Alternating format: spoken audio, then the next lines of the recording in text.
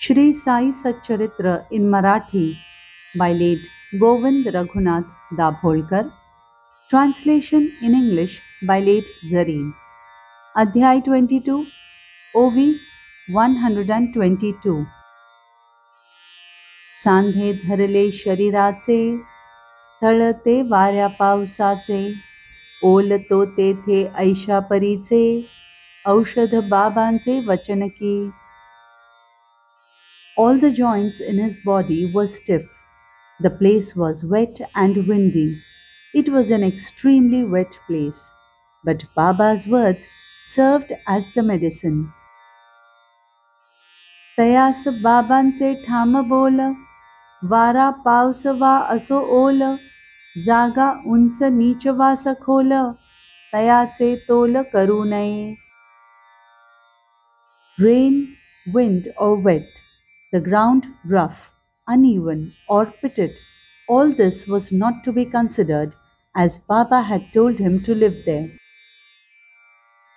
जरी ते स्थान विकल्पास्पद, साई समागम महाप्रसाद, तयाचे वचन हेची अगद, मानोनी सुखद राहिला.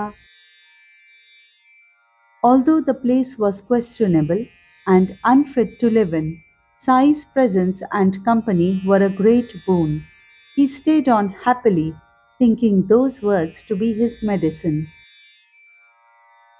चावडी चढता तेथे समोर, बिस्तरा लावून मध्यावर, 9 महिने त्या चावडीवर, अमीर शक्कर राहिला.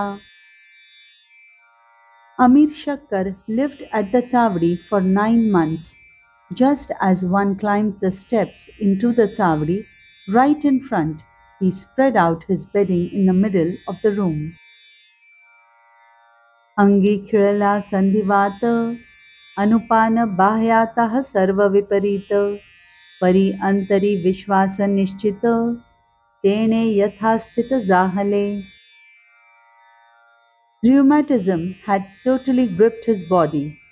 Seemingly, the antidote was also adverse, but in his heart he had true faith. Therefore, everything smoothened out. 9 महिने तेथेच वासव, नेमिला होता अमिरासव, मनाई होती दर्शनासव, मशिदीसही यावया. Amir was asked to live there for 9 months and was prohibited from coming for darshan even in the masjid. परीती चावडी ऐसे स्थान, दिधले होते तयास नेमोन, की बाबांचे आपाप दर्शन, प्रयासावीण घडतसे. But that Chavdi, which was allotted to him to stay, was such a place that without any effort it was possible to have Baba's darshan. तेही रोज सांज सकाळा, शिवाय एकांतरा दोन्ही वेळा, तेथे तया चावडीचा सोहळा, मिळे डोळाभर पहावया. That too every day, both in the morning and evening.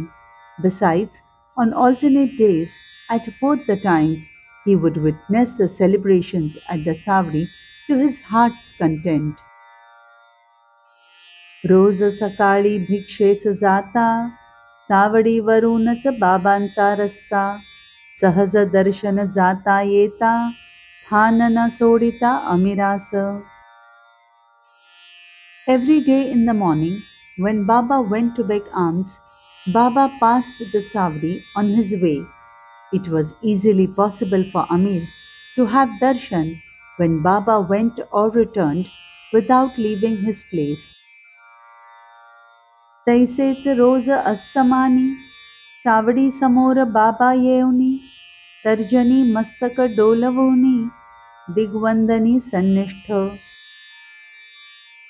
Also at sunset, Baba would come in front of the Chavdi and would pay homage to all the directions, bowing his head and moving his index finger. तेथून मग माघारा जात, समाधी गृहाचे कोणापर्यंत, तेथून माघारा मशिदीत भक्त समवेत ते जात. From there, he would turn back and walk up to the corner of the Samadhi building, and from here he turned back to the masjid accompanied by his devotees.